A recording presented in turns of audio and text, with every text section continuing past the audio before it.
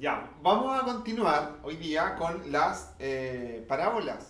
La verdad es que son muchas parábolas en la Biblia, pero no las vamos a ver todas. Ya, hay muchas parábolas que no vamos a ver en realidad, pero hay algunas que son, pero imprescindible verlas. Y hemos visto algunas y todavía nos quedan algunas que ver. Así que hoy día vamos a continuar con las parábolas y esta parábola hoy día está súper buena porque nos confronta con cosas bien profundas de nuestro corazón. Nos confronta con nuestro miedo, por ejemplo, al fracaso. No sé si alguno de ustedes tiene miedo al fracaso, ¿cierto? Ya, nos confronta con el miedo al fracaso. Nos confronta muchas veces también esta parábola con la idea de seguridad que nosotros muchas veces perseguimos. Perseguimos cosas que nos dan seguridad, que nos quieren hacer sentir seguros, un trabajo, una casa, algo, ¿cierto? Buscamos esa idea de seguridad. También nos confronta con esa idea de seguridad que nosotros tenemos y también nos confronta con la imagen equivocada que tenemos de Dios, así de simple, muchas veces. Entonces, cómo eso afecta a nuestra vida. Es una parábola bien completa en realidad que nos va a hablar de muchas cosas, ¿ya? Eh, bueno, quiero que la leamos primero. Vamos a leerla y antes de leerla, no, vamos a leerla primero. Después de leerla voy a hacer una oración, ¿ya? Cortita para que podamos, que el Señor nos ayude a entrar ahí, entrar en el espíritu. ¿Mm?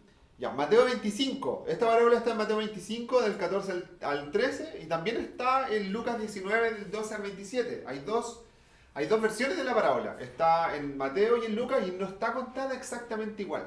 ¿Ya? No está contada exactamente igual. Es la parábola de los talentos. ¿Bien? Me gusta mucho. Yo creo que una de las que más me gusta es la parábola de los talentos. No sé si la han escuchado. Yo creo que la han escuchado. Es muy famosa. Solamente que en el libro de Lucas no se llama la parábola de los talentos, sino que son minas, ¿ya? En unas son parábolas, o sea, son talentos, en otras son minas, las traducciones nuevas la traducen a dinero directamente, pero es más romántico leerla en Reina Valera y leer la palabra talento, ¿cierto? Porque aparte que la palabra talento tiene un doble significado hoy día en nuestra vida. O sea, está el significado bíblico de lo que significaba realmente un talento, pero también está oye, que tenéis talento, ¿cierto? Y eso no es dinero. Entonces, es bueno leerla en la versión Reina Valera. Vamos a leer Mateo 25, la parábola de los talentos. No vamos a leer la de las minas, pero sí vamos a entender algunas cosas que tienen que ver con la parábola de las minas también, ¿ya? Que es la misma, pero contada de diferente manera. Mateo 25, del 14 al 30, dice así. Dice, porque el reino de los cielos es como un hombre que, yéndose lejos, llamó a sus siervos y les entregó sus bienes. Ahora, no les entrega los bienes de ellos, los bienes de él, por si acaso. A uno dio 5 talentos, a otro dio 2, a otro 1. A cada uno conforme a su capacidad. Y luego se fue lejos. Y el que había recibido 5 talentos fue y negoció con ellos y ganó otros 5 talentos. Asimismo, el que había recibido 2 ganó también otros 2. Pero el que había recibido 1 fue y cavó en la tierra y escondió el dinero de su señor. Después de mucho tiempo vino el señor de aquellos siervos y arregló cuentas con ellos. Uy, uy, uy. Y llegando el que había recibido 5 talentos, trajo otros 5 talentos diciendo, Señor, 5 talentos me entregaste, aquí tienes, he ganado otros 5 talentos sobre ellos. Y su señor le dijo, bien, buen siervo fiel, ¿sobre poco has sido fiel? ¿Sobre mucho? Te pondré, entra en el gozo de tu señor. 22. Llegando también el que había recibido 2 talentos, dijo, Señor, 2 talentos me entregaste, aquí tienes, he ganado otros 2 talentos sobre ellos. Su señor le dijo, bien, buen siervo fiel, sobre poco has sido fiel, sobre mucho te pondré. Entra en el gozo de tu señor. Pero, llegando también el que había recibido 1 talento, dijo, Señor, te conocía, que eres hombre duro, que ciegas donde no sembraste y recoges donde no esparciste, por lo cual tuve miedo y fui y escondí tu talento en la tierra. Aquí tienes lo que es tuyo. Respondiendo su señor le dijo, siervo malo y negligente, sabías que ciego donde no sembré y que recojo donde no esparcí. Por tanto, debías haber dado mi dinero a los banqueros y al venir yo hubiera recibido lo que es mío con intereses. Quitadle pues el talento y dadle al que tiene 10 talentos. Porque al que tiene le será dado y tendrá más. Y el que no tiene, aún lo que tiene, le será quitado. Le será quitado. Y al siervo inútil, echadle en las tinieblas de afuera, allí será el lloro y el crujir de dientes. Ay, ay, ay, que termina como cuando uno ve unas películas, esas películas de suspenso y termina así como y uno queda así, ¿ya? Termina como tenso, ¿ya? Con el pulso alto. Y termina con el pulso alto. Bien, esta es la parábola de los talentos. No le quise poner nombre, pero después ustedes me pueden ayudar a poner un nombre a lo que estamos compartiendo hoy día. Pero me gustaría que lo hiciéramos al final, si nos acordamos. Mira, me gustaría que ustedes pensaran en cuántas veces en su vida les ha costado tomar una decisión que implicara un riesgo, pero que no fuera una encrucijada que nos lleve a decir, oh, esto es lo que tengo que hacer en mi vida, no tengo otra opción, sino que ustedes tomaron la opción de tomar una decisión que fuera riesgosa, que arriesgara cosas en su vida. Pero no porque, oye, tuve que cambiarme de casa, tuve que cambiarme de ciudad, tuve que cambiarme de trabajo, a algo nuevo, oh, qué valiente, qué riesgoso, no sé qué, pero finalmente no había otra opción, entonces tampoco fue tan decisión así como decir, yo tomo esta, entre una alternativa a lo mejor de estar mucho más tranquilo, mucho más seguro, tal vez hemos tomado una decisión de decir, bueno, voy a tomar esta que es más riesgosa. ¿Le va a pasar alguna vez o no? O somos más, porque yo me he considerado así como más segurito. No sé si el concepto de segurito, ¿cierto? ¿Alguien ha tomado alguna vez una decisión que después dice, chuta, ¿qué es lo que hice? O sea, no que te haya ido mal, sino que es riesgoso. ¿No? A mí me pasó,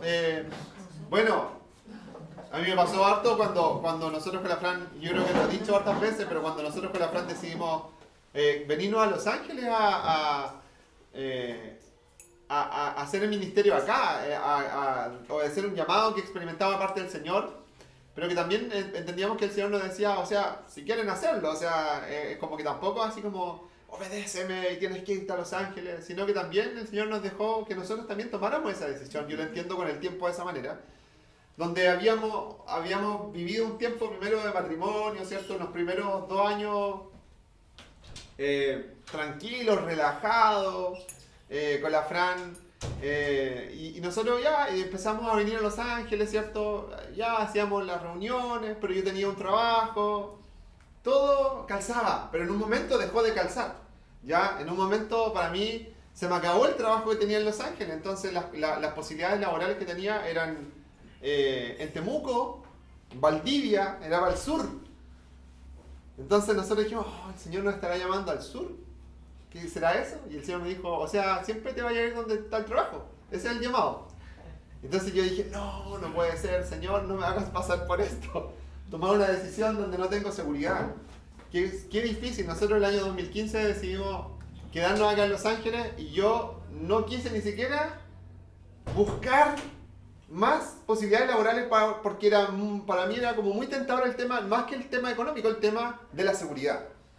Y me acuerdo que me costó mucho, pero el Señor fue sanando mi corazón respecto a algo importante que tiene que ver con esto de asumir algún riesgo en tu vida, ¿ya? Tomar una decisión que sea arriesgada en pos de algo que tú crees que es lo correcto, que es lo que tienes que hacer, ¿ya?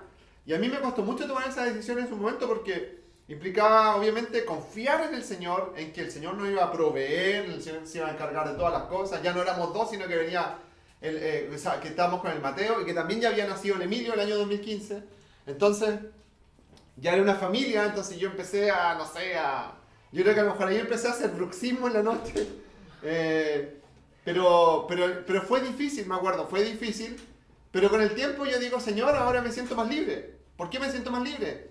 Porque antiguamente era como, todo era así como estar agarrado de acá y decir, sí, yo voy a hacer algo riesgoso. Y me suelto de acá, ¿cierto? Y después, no, sí, voy a hacer algo arriesgado. Me tomo de acá y ahí recién suelto la otra mano. Entonces, siempre fue así. Y yo siempre pensé que mi llamado a servir al Señor iba a ser, yo tengo mi trabajo, ¿cierto? Soy un paulino, tengo mi trabajo. Vivimos cómodamente como nosotros queremos. y estamos levantando un ministerio. Y cuando el ministerio crece y se multiplica y están las finanzas para que yo pueda tener como el mismo ingreso que tenía cuando tenía antes, yo hago esto. Me suelto de acá. Y ahí sí, ¿no es cierto? Yo dije, esa es la que me gusta. Pero el Señor dijo, no, pues no es así.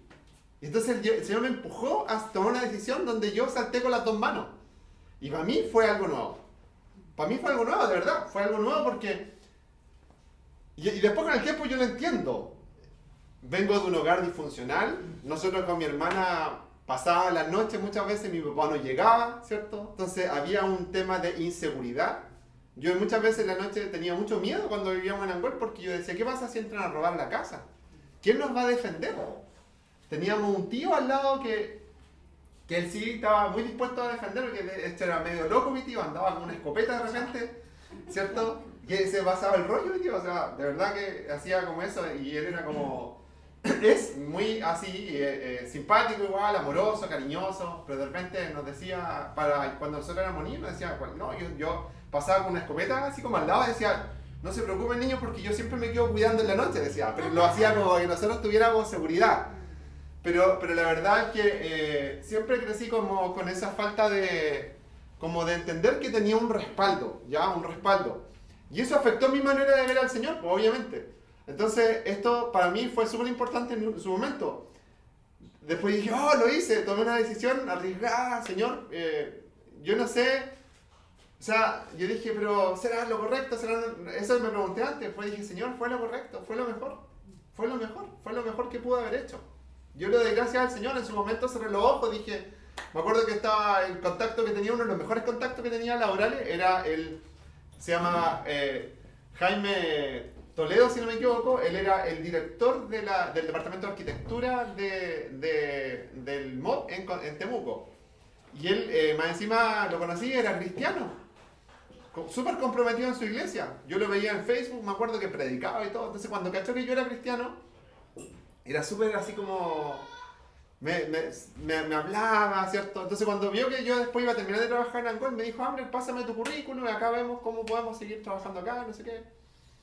Y así como, chuta, igual era interesante, ¿ya? Entonces fue difícil, me acuerdo, pero de verdad yo les digo, no me arrepiento de haber tomado esa decisión, a pesar de que claramente los resultados, así como decir cuántas personas han perseverado en Los Ángeles y todo, no son lo que yo esperaba. A pesar de eso, yo digo al Señor, siempre te respalda. Cuando tú lo haces de esa manera, el Señor siempre te respalda. Ahora, esto no solamente tiene que ver con obviamente los pastores, cada persona está llamada en su vida a tomar decisiones riesgosas, y esta parábola yo creo que tiene que ver con eso. Confronta esa parte de nuestra vida, y la verdad es que nos podríamos ir por otro lado en la parábola de los talentos, ¿cierto? Así como decir, oye, esto y lo otro, ¿cuántos son los talentos? ¿Cuántos son 5? ¿Cuántos son 3? ¿Cuántos son 2?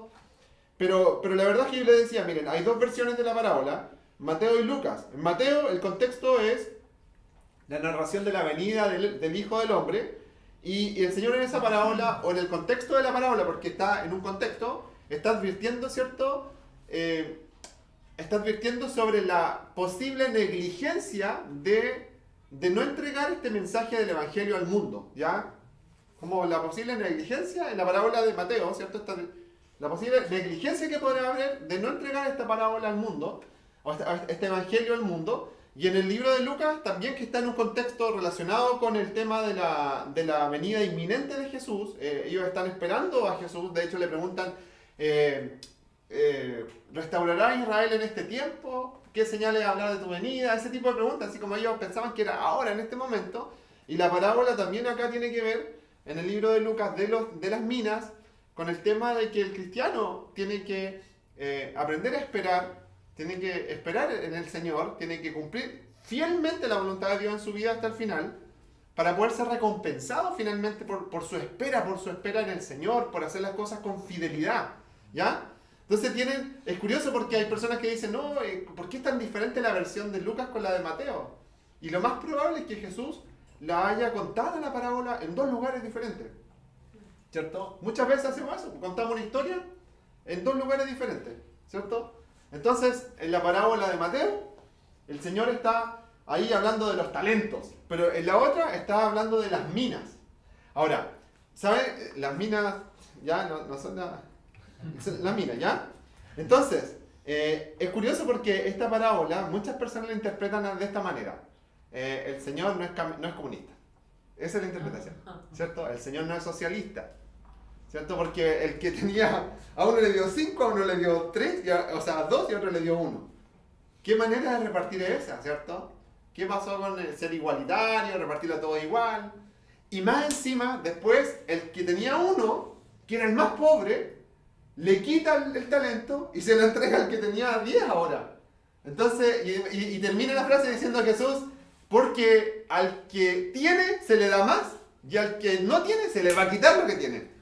Entonces la gente muchas veces interpreta diciendo, esta es la parábola que nos dice que Jesús era un capitalista, ¿ya? Entonces esta parábola ha sido realmente mal interpretada en muchos sentidos, a pesar de que yo no creo que Jesús era comunista. Yo creo que no tiene nada que ver la parábola con el capitalismo, ni con el comunismo, ni con el socialismo. Esta parábola nos habla de otra cosa, ¿ya? Esta parábola nos está mostrando otra cosa. Y una de las cuestiones que me llama mucho la atención es que en la parábola del talento que leímos nosotros en Mateo, nosotros si estudiamos qué es lo que es un talento son 26 kilos de metal precioso aproximadamente, 26 kilos de oro, por ejemplo. Imagínense 26 kilos de oro. ¿Cuánto pesa mi anillo? ¿Cuánto pesa el anillo nosotros? 5 gramos, 6 gramos. 6 gramos, 10 gramos, no, este pesa como... Ya, pero imagínense, 26 kilos de oro. 26 kilos de oro. Como 4 gramos. 4 gramos. Como 4 gramos, ¿cierto? El mío pesa 4. ¿En serio? Y el tuyo como era mucho. Nos perdimos. Sí. De más o menos como Pero la parábola de las minas, Jesús no ocupa la palabra talento, sino que ocupa la palabra mina. ¿Y saben lo que equivale a una mina? Medio kilo de oro. Entonces uno dice, wow, ¿de qué se trata la parábola? Pareciera entonces que lo cuantitativo no es para nada relevante en la parábola. A pesar de que es una parábola de números, ¿cierto? A pesar de que uno evidentemente ve a un capitalista que va y entrega, porque eso es el capitalismo, le entrega su capital a diferentes siervos para que ellos negocien. Eso es la base del capitalismo. A pesar de que está tomando ese ejemplo, hay una que ocupa el ejemplo de los 26 kilos de oro y el otro medio kilo. Entonces el tema es que no es lo cuantitativo no es lo relevante. Lo relevante aquí no es la cantidad, sino que es el esfuerzo que cada uno dedica en hacer prosperar y multiplicar lo que le fue dado. ¿Ya? Y ahí nosotros empezamos a entender un poquito más la parábola, porque aquí el drama de esta parábola, de hecho el señor que aparece, el señor de la casa, el amo, como quieran decirlo, la Biblia dice que él hace lo que hace y luego se va, como que desaparece de la escena. Es como cuando uno va al teatro, ¿cierto? Y aparece una persona en escena, en el teatro, y la persona de repente sale. No quiere estar ahí. Quiere que nuestras miradas estén, ¿cierto?, en los que se quedaron. Y obviamente nuestra mirada, nuestros ojos también juiciosos, y nuestros ojos ahí observando, van a caer en el siervo malo, ¿ya? En el siervo negligente, la conducta de él. ¿Cómo es él, ¿cierto? ¿Cómo lo podríamos caracterizar? De hecho, los estudiosos de estas parábolas y de la Biblia dicen que Jesús contó esta parábola en un contexto en que era entendido muy claramente. ¿Por qué era entendido claramente? Porque en ese tiempo existía esto de que, oye, toma, encárgate de mi dinero, ¿ya? Cuídame esto, cuida mi finca, cuida mi campo, cuida mi ganado, te lo entrego. Existía eso. Y también existía el tema de la, no sé, pues, de la negligencia. Entonces Jesús lo cuenta así como muy claramente para que las personas que escuchan la parábola inmediatamente como que juzguen al siervo malo. Para nosotros es un poco chocante en realidad. Decir, oye, pero ¿por qué fue tan duro con una persona así? ¿Cierto? Pero en ese tiempo para ellos era muy claro entender que había sido negligente, que había sido al menos negligente. ¿Bien? No sé si para nosotros, pero en la Biblia fue, o sea, en el momento fue muy claro entendido que él había sido negligente. ¿Y qué características tenía este hombre? Dice la Biblia que, bueno, él mismo lo declara, dice, tuve miedo, ya, tuve miedo. Ser miedoso, ¿cierto? ¿Por qué podría ser un pecado? ¿Es un pecado acaso? ¿Por qué es tan duro el Señor con esta persona? En esta parábola. ¿Qué temor abordó a este hombre en su corazón? Que recibió un talento y dice la Biblia que tuvo miedo, ¿cierto? ¿Y qué es lo que hace? Dice la Biblia que fue, tomó el talento, lo enterró y cuando llegó el Señor le dijo, toma, aquí está tu talento. Y eso fue terrible, eso fue malo. Y nos decimos, ay, pero ¿por qué fue tan malo? ¿Por qué fue tan malo? Bueno, en ese tiempo era claro cómo funcionaba más o menos este tema. Y una persona que recibía un dinero o un tesoro o algo para ser cuidado, existía cierto marco legal para el regulamiento de este tipo de cosas en Israel, para los judíos. Y una de las cosas que sucedía era, por ejemplo, que si yo le decía, no sé, al Miguel, mira Miguel, guárdame este saco con metales preciosos. Y el Miguel decía, no, no te preocupes, yo te lo guardo, lo dejaba encima de la mesa de su casa. Y un día, no sé, entraron a robar y se robaban el saco de oro. Y entonces yo después, oye, Miguel no me cuidó el oro y pucha. Entonces íbamos a juicio. Ya, ¿qué pasó? No, yo le entregué el oro, le dije que lo cuidara, me dijo, sí, yo lo cuido. Y después entraron los ladrones, se lo robaron. Y le pregunté, ¿y usted dónde dejó el oro? No, yo lo dejé encima de la mesa. Ah, negligente. Mal, pues, tu responsabilidad. Fue tu responsabilidad. Pero si la persona que recibía una cantidad de oro la enterraba en algún lugar, si entraban a robar o algo y le desenterraban el oro y se lo llevaban, quedaba libre de responsabilidad. Y esta parte es súper importante porque era como la acción que podía hacer alguien para salvarse de la responsabilidad de lo que le estaban entregando. ¿Ya? Entonces, ¿qué es lo que está haciendo este siervo? Dice la Biblia. Había uno que recibió 5, ¿cierto? 5 talentos. La Biblia dice que fue y negoció con esos 5 talentos y llegó el Señor y dijo, mira, aquí están los 5 iniciales, hay otros 5 más. 2 talentos, exactamente lo mismo. Pero el que tenía uno dijo, yo no quiero perder nada. No quiero tomar ningún riesgo. Entonces fue y enterró el talento. Porque era una manera segura de poder después devolverle el talento al siervo. O sea, al dueño.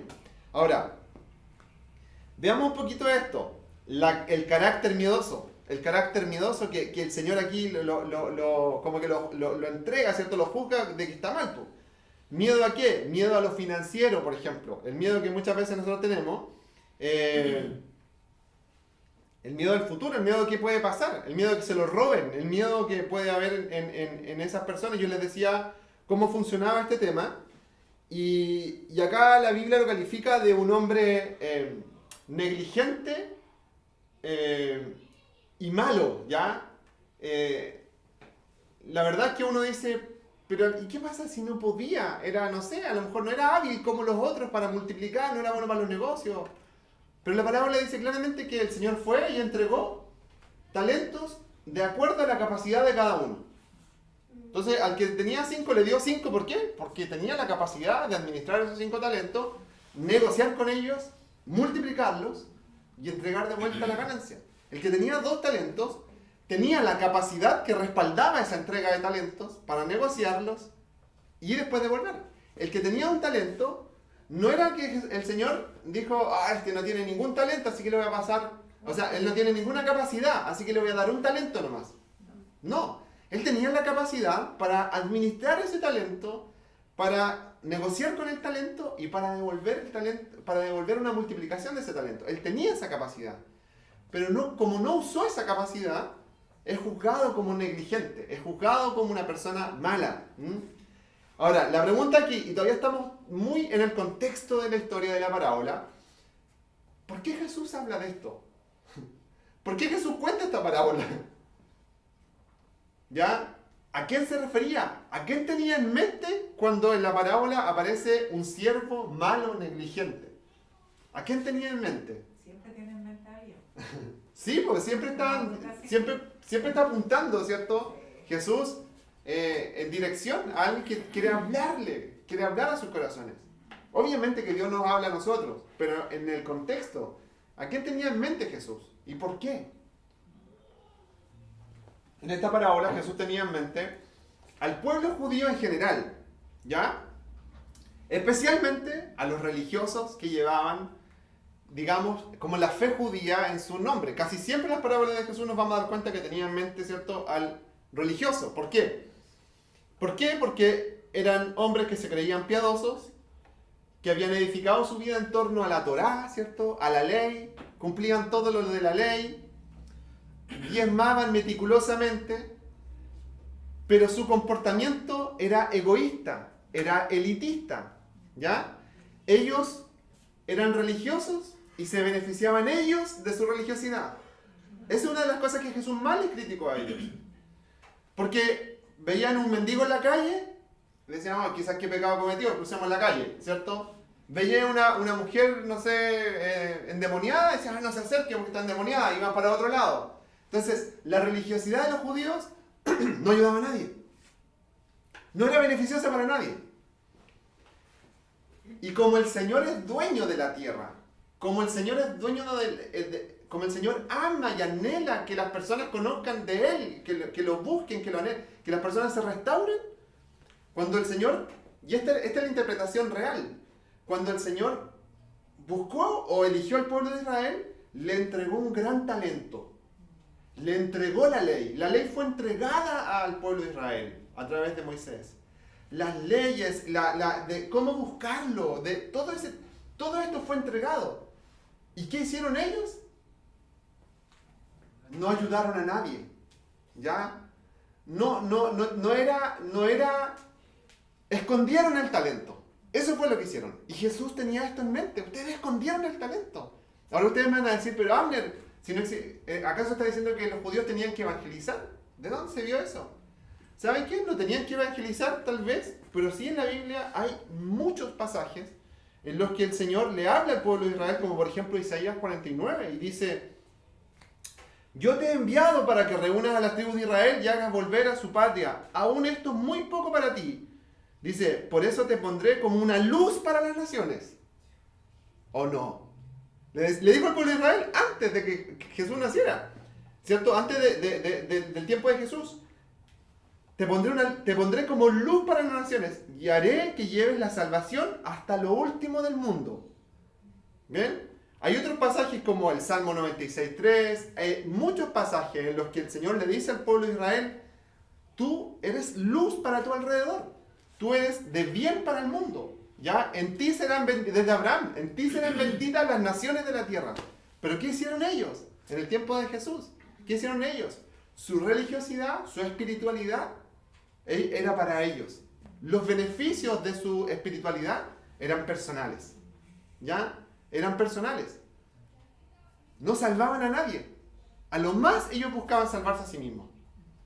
Y de hecho, hoy día, si ustedes van a Israel, lo más probable es que, no sé, van a haber 10 judíos así ortodoxos, así súper estudiosos de cada minuciosa parte de la Biblia, y ustedes van a pasar por el lado de ellos y ni siquiera te van a pescar. Ni siquiera va a haber un ánimo de decirte, oye, queremos hablarte del Dios verdadero, ven. No, porque existe todavía eso en el corazón, de decir, bueno, sí recibimos un talento, pero lo escondemos. Es para nosotros. Entonces, aquí hay algo muy, muy, muy directo, ¿cierto? Hacia el corazón del pueblo de Israel, en el cual el Señor está diciendo, esta espiritualidad en realidad es algo estéril, vacía. Está como enterrada en realidad, está bajo tierra. ¿Recibió un talento? Sí, el pueblo de Israel, por supuesto. Pero pensaron que era para ellos, para su propio beneficio. Ahora, el siervo que recibió un talento, tomó el talento y ¿qué dijo? ¿Qué es lo mejor que puedo hacer para mí? Lo mejor que puedo hacer es tomar este talento, enterrarlo, y cuando venga lo devuelvo y así no corro ningún riesgo. ¿Me entienden? Eso fue lo que hizo. Entonces, esta parábola obviamente que nos confronta a nosotros. ¿Por qué? Si uno dice, si encontramos pasajes en el Antiguo Testamento donde Dios le dice al pueblo de Israel, oye, sé luz para las naciones, ¿cuánto más en el Nuevo Testamento hacia la iglesia? Está claramente dicho que nosotros sí que tenemos que ir a evangelizar, sí que tenemos que compartir de Cristo, sí que tenemos que ser luz para las naciones. Jesús dijo, las luces, les digo algo acerca de las luces no se ponen debajo de la cama ni se tapan con un canasto encima, las luces tienen que ser visibles. ¿Bien? Entonces nosotros recibimos el Evangelio de la salvación, y muchas veces como cristianos nosotros vamos y lo ocultamos y lo tapamos. Lo guardamos, ¿cierto? Lo guardamos que nadie lo vea, no sé. Pero en ese tiempo los judíos no beneficiaban a las personas a los pobres, a los endeudados, no eran beneficiados de la religiosidad de los judíos de ese tiempo. Yo me tengo que preguntar hoy día, mi cristianismo, mi búsqueda de Dios, mi búsqueda espiritual, ¿está trayendo beneficios para otras personas? ¿Está trayendo beneficios para otras personas? Porque para Dios eso es negociar. ¿Me entienden? Para Dios eso es negociar. Eso es negociar. ¿Y saben qué? Nosotros tenemos que aprender que no es para nosotros, ¿ya? No es para nosotros. Yo noté esto acá. La única manera de conservar lo que Dios nos da no es guardarlo para mí, sino traspasárselo a alguien más. ¿Ya? La única manera de conservar la palabra de Dios hasta el final no es guardarla. Decir, Señor, tú me hablaste hace 30 años, ¿viste? Aquí estoy, pues yo guardé todo lo que me dijiste y lo atesoré en mi corazón y vine y perseveré. Y el Señor me va a decir, pero ¿qué hiciste con eso? La única manera de guardarlo era entregarlo. La única manera de guardarlo era negociar. Eso es lo que nos está diciendo el Señor. En 2 Timoteo 2.2, que es un pasaje muy conocido, dice, me has oído enseñar verdades que han sido confirmadas por muchos testigos confiables. Ahora, enseña estas verdades a otras personas dignas de confianza que estén capacitadas para transmitirlas a otros. En otra versión, ¿cierto? Lo que me has oído hablar ante muchos testigos, esto encarga a hombres fieles y idóneos que sean capaces de enseñar a otros. ¿Ok? El discipulado. Exactamente, el discipulado. A propósito del discipulado, ¿cierto? Uno se tiene que hacer la pregunta, ¿para qué estoy siendo discipulado? Para discipular. Para discipular. Si no es eso, soy el siervo negligente. Soy el siervo malo. Perdona, voy a apagar el micrófono un ratito. Permiso. Pero de verdad, si yo estoy recibiendo hoy día y digo, ¡oh, qué bueno, qué rico, ahora soy más! En el cielo tengo una casa más grande ahora, porque dice el CB, dice el CA, dice el CI. Seguramente, no sé, los que hicieron el CA van a vivir por este barrio en el cielo y yo que tengo todos los cursos voy a vivir por este otro barrio mejor. Eso es lo que pensaban los judíos. Si se paseaban por las calles de una manera indiferente hacia el dolor de la gente, hacia la necesidad que tenían las personas. Entonces, ¿qué nos dice esto? Que el Evangelio de Jesucristo es un capital que solamente aumenta si yo me lo gasto. Es como Sí. contramercado, ¿cierto?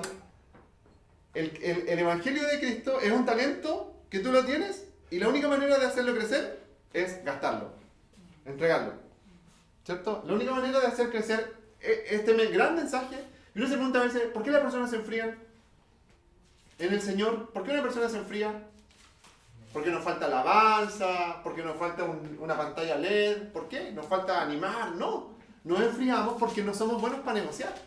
Porque recibimos un talento y nosotros muchas veces no lo negociamos, ¿ya?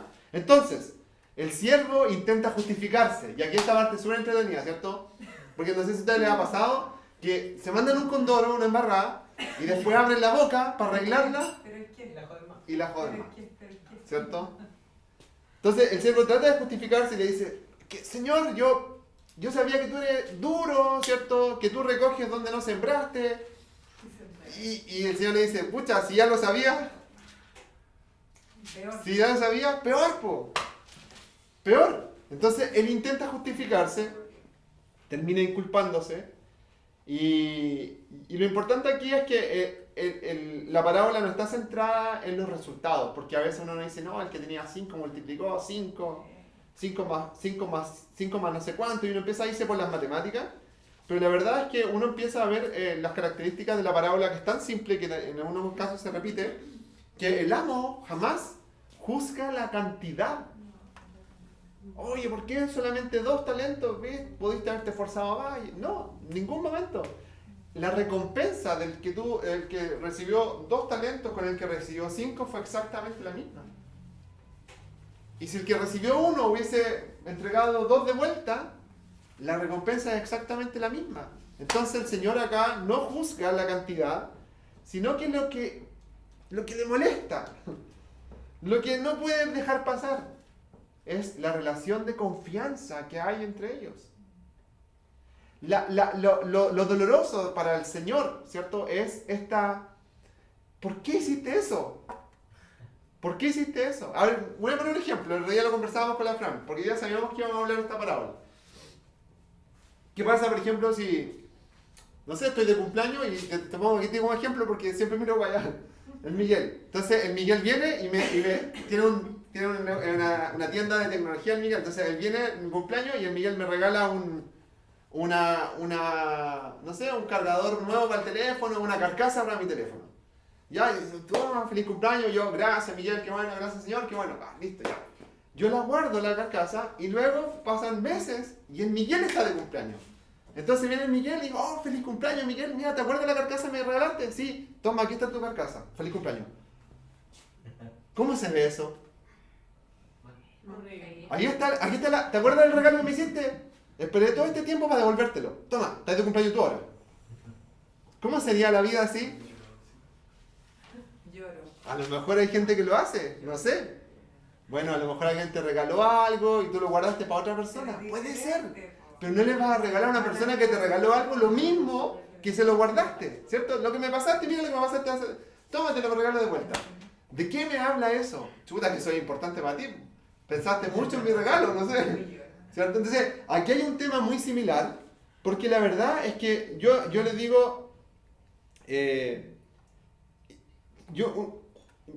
o sea, uno piensa, ¿qué motiva? ¿Qué motivó? Primero, ¿qué motivó a estos siervos que fueron bien juzgados?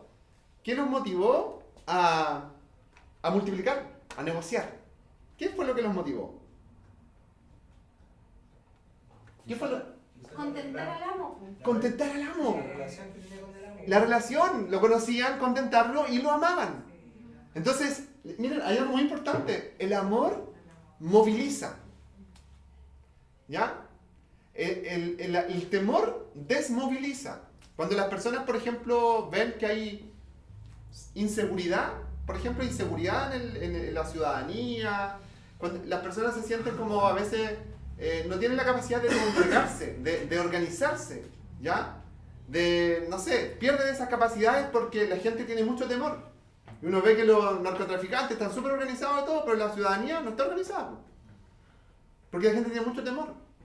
Pero cuando una persona ama, el amor moviliza. El amor te levanta. Si tú, a veces me dicen, oh, tengo sueño, estoy cansado. Pero si uno tuviera un hijo enfermo, que lo amo, yo no importa que esté enfermo, cansado, con pijama, lo que sea, lo llevo al médico, lo llevo al hospital, porque el amor moviliza. El amor te mueve, el amor te empuja, te lleva a hacer cosas. Entonces, si bien el amor en la Biblia no es la característica que puede hacer que nosotros le digamos una montaña arrójate al mar, porque esa es la fe, a lo mejor no puede hacer eso, pero sí el amor nos lleva a ser fieles, a esforzarnos, a trabajar, a ser constantes, que son las cosas que nos faltan. El amor sí nos produce eso. Entonces, yo le decía, ¿qué fue lo que lo motivó? El amor, ¿cierto? El amor transforma la pereza en fidelidad, en responsabilidad, en multiplicación. El amor transforma tal vez la desidia, el desinterés, la desmotivación. Entonces, si yo digo, oh Señor, qué bacán la parábola, tú me diste talento, pero no tengo ganas de, no sé. ¿Qué tengo que orar? Señor, por favor, quiero aprender a amarte. Porque si no va a ser como Abner dijo al final de la parábola que habrá llanto, crujir de dientes. Entonces, chuta, por miedo voy a ir no sé, pues por miedo voy a ir a usar mis talentos. No, es el amor, es lo único. Si es por amor, va a resultar. Entonces, el temor del siervo malvado estaba fundado en una imagen correcta o incorrecta de Dios. Incorrecta, ¿cierto? A pesar de que dice tú siembras donde no, pero dice yo sabía que tú eres duro. ¿Por qué? Si la Biblia, ¿cuál es el carácter del amo? El carácter del Señor es, oye, aquí tengo los talentos, juegue, ya, negócialos. Haz algo con esos talentos. Mira, cualquier cosa que hagas va a ser mejor que enterrarlo. ¿Ya? Cualquier cosa que hagas va a ser mejor que enterrarlo. Y esta parábola yo le decía que tiene doble sentido o doble significado porque para nosotros la palabra talento no significa dinero, sino que significa también, no sé, habilidades para, no sé, estar relacionado con el carácter, incluso con las emociones, con la inteligencia de las personas, con las habilidades para hacer cosas. Bueno, genial, porque también cabe dentro de la parábola. El Señor nos dio talentos. Nos dio un gran talento, el Evangelio. Y junto a ese talento está acoplado, no sé, la capacidad de hacer algo, el carácter, la habilidad, dinero, recursos económicos, no sé, está todo ahí. Eso es parte de nuestro patrimonio y tal vez no somos ni siquiera el de un talento, somos el de 3, el de 5, a lo mejor tenemos más talento. Es solamente una parábola. Pero la pregunta no es cuánto talento tengo, sino es qué estoy haciendo con lo que el Señor me ha dado. ¿Tengo conciencia que realmente es de Él? ¿Tengo conciencia que Él va a venir un día y me va a pedir cuentas por lo que Él me ha dado? Ya sea algo en mi carácter, en mi, no sé, habilidades, todo. ¿Tengo esa conciencia? Miren, yo tengo anotado acá esto. Donde hay amor, se desvanece el cálculo y la obediencia crece por encima del temor al fracaso. Donde hay amor, se desvanece ese cálculo mezquino de que, oye, pero si yo hago esto, me voy no, muy riesgoso, retrocedo, ¿cierto? Donde hay amor, eso se desvanece. ¿Y qué es lo que hay? Obediencia sin temor al fracaso. Obedezco a Dios sin temor al fracaso. Eso es lo que produce el amor. Por eso es tan importante esta parábola y que nos habla finalmente del amor de un siervo a su amo. Y el siervo malvado en realidad fue un siervo que despreció. Un siervo que despreció, que demostró que no solamente no conocía al Señor, sino que no lo amaba. Así de simple. Yo les decía que en el reino de Dios, negociar es sinónimo de amar. Negociar es sinónimo de amar. Entonces, ¿Dios quiere que hagamos algo con nuestros dones o no? ¿Qué quiere Dios que hagamos con nuestros dones? Que lo multipliquemos al resto de la gente. Usarlos, ¿ya? Negociar, de hecho la palabra en hebreo de negociar es usarlos, darle un uso, ¿ya? Darle un uso a eso. Dios quiere que nosotros aprendamos a gastar lo que Él nos dio para el servicio a los demás. Porque cuando miren, yo lo he experimentado en mi vida a veces. De repente, no sé, hace tiempo tal vez no lo hago, pero un par de veces me tocó ir a orar por personas al hospital. Personas que yo sabía que después no iban a venir a la iglesia acá, no las iba a ver de nuevo. Y decía, Señor, me mueve a hacer algo que yo sé que, no sé, ¿qué efecto va a tener para nosotros incluso como iglesia? Ni siquiera. Pero hacerlo y sentir que el Señor como que dice, yo me siento con ganancia por esto. Como que el Señor tiene la ganancia, ¿me entiendes, no? Entonces, ¿cuántas cosas de las que nosotros hacemos escapan de nuestra ganancia personal? Decir, esto es, Señor, es tuyo. Cuando Jesús dice que va a volver, va a decir, porque me ayudaste, porque me diste de beber cuando tenía sed, porque, no sé, porque me fuiste a ver cuando estaba en la cárcel. Entonces pone varios ejemplos. Y los discípulos, pero ¿en qué momento hicimos eso? Bueno, cuando lo hicieron por cualquiera de ellos, lo hicieron por mí. Ganancia. El Señor se lleva ganancias de muchas cosas que hacemos o de cosas que no hacemos. Él se pierde la ganancia. ¿Ok? Por eso Jesús miraba a este pueblo, ¿cierto? Muy introvertido en sentido de muy hacia adentro, una secta judía, ¿cierto? Los fariseos, mucho conocimiento de la Biblia, mucha luz tapada, y Jesús se enojaba, ¿cierto? Porque decía, ¿yo qué gano con eso? O sea, yo les entregué la luz y se están alumbrando entre ellos. Yo les entregué la luz y se están alumbrando entre ellos. Entonces, ¿qué ganancia tengo yo? ¿Cuándo gana el Señor? Bueno, cuando ellos hubiesen tal vez repartido eso a muchas otras personas, ni siquiera los de su propio pueblo, porque también los discriminaban, eran elitistas. Bueno, siguen siendo elitistas. Ahora, ¿qué hizo el Señor con el pueblo de Israel? Literalmente, lo que sucede con la parábola. El Señor le quitó al pueblo de Israel eso que tenía. Y la gracia hoy día está sobre la iglesia. Estaba sobre nosotros. El Señor dejó ahí al pueblo de Israel. Las promesas están vigentes. Dios les ama, ¿cierto? Pero hoy día el Señor aquí nos entregó a nosotros. Y tenemos algo que hacer. Tenemos algo que hacer. Carmen, tú ibas a decir algo. Sí, me acordé de un versículo que está en Mateo 10, 8, y dice, bueno, en Mateo 10, cuando Jesús envía a los 12 apóstoles, a los discípulos, y dice, sanen a los enfermos, resuciten a los muertos, curen a los que tienen lepra, expulsen a los demonios, den den tan gratuitamente como han recibido. ¿Viste? El Señor los entrena a los discípulos para que vayan completamente como diferente a lo que estaba pasando en Israel en ese momento. ¿Cierto? Olvídense que si necesitaban un servicio de algún fariseo en ese tiempo de, no sé, de ir a orar por un enfermo o algo. Lo difícil que tiene que haber sido, tal vez incluso cobraban, no sé. ¿Ya? Y bueno, hoy día muchas personas cobran por eso también. Pero ¿qué es lo que pasa? Jesús enseña a sus discípulos, por eso la iglesia primitiva empieza después a extenderse. Porque el talento está siendo negociado en el mundo. El cristianismo se empezó a vender en la bolsa, por decirlo del mundo. Empezó a ser negociado. Se negoció y fue entregado a muchas personas. Y los que tuvieron inicialmente el capital, nunca perdieron.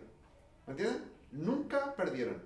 Nunca quedaron con menos por entregar a otros. Y eso tenemos que tenerlo súper claro. Ya, yo noté esto igual.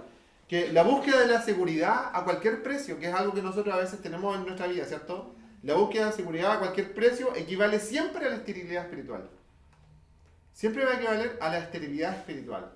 Si nosotros andamos buscando la seguridad a cualquier precio, o sea, como, ya, mira, me dieron un talento, o sea, tengo varias opciones. Allá me están diciendo que el talento me lo reciben y que hacemos un negocio, bla, pero tengo la opción de guardarlo y no hacer nada, y es seguridad, ¿cierto? Entonces la búsqueda de la seguridad a cualquier precio siempre va a ser sinónimo de esterilidad espiritual. Voy a estar espiritualmente vacío en el futuro si es que yo escondo lo que el Señor me ha dado. Entonces, wow, yo digo, Señor, a veces me ha pasado que cuando hemos conocido personas de otras iglesias que nos conocen, yo no digo solamente acá, sino que en Concepción también hay personas que dicen, oye, ustedes que tienen tanto conocimiento de la Biblia, leen tanto la Biblia, saben esto, saben lo otro, han hecho congresos y no sé, es todo así como, wow, y en mi iglesia como que no está eso, de repente ni siquiera con críticas a su iglesia, sino que y uno dice, oh, qué bueno, hablan bien de nosotros, así como que... Y después digo, chuta, en realidad, ¿cuánta responsabilidad? ¿Cuánta responsabilidad? ¿Cuánta responsabilidad tenemos nosotros? Porque no seremos nosotros aquí en esta esquina de O'Higgins con 5 de abril una especie de talento bajo tierra. ¿Sí o no? ¿No seremos nosotros eso acá en Los Ángeles? Una especie de talento que está bajo tierra. El Señor nos está aquí hablando con respecto a eso. Evaluando aquí nuestro miedo al riesgo, al compromiso. Bien, creo que pensemos en esto. Todos hemos recibido al menos un talento. ¿Ya? La Biblia incluso dice que todos hemos recibido un don. Pero todos hemos recibido el Evangelio, el mensaje de Jesucristo. ¿Cierto? Todos tenemos esa verdad en nuestro corazón. Es una lámpara encendida, una luz. Es un talento, el talento que el mundo necesita. ¿Ya? Pensemos en esto, dos cosas. Uno, el Señor nos tuvo confianza para entregarnos ese talento. El Señor nos tiene confianza, porque no a cualquiera le va a entregar ese talento. No tiene confianza. Entonces, nosotros, ¿cómo nos sentimos? ¿Cargados? ¿Aburridos? ¿O nos sentimos honrados por haber el Señor depositado en mí esa confianza? O sea, yo tuviera, no sé, una cantidad de dólares, miles de dólares en alguna parte, y digo, ¿a quién le voy a pasar este dinero para que lo administre? Todos van a levantar la mano, oye, yo te lo administro. Por un 1%, por un 2%, no sé. Yo te lo administro. O sea, estamos honrados porque el Señor nos entregó el tesoro más grande a nosotros. Y dos, ¿cuánta gente necesita que nosotros le podamos compartir de ese talento? ¿Ya? ¿Cuánta gente lo necesita hoy día? Y tenemos que empezar a hacerlo. ¿Bien? Así que eso, vamos a orar y pedirle al Señor que nos...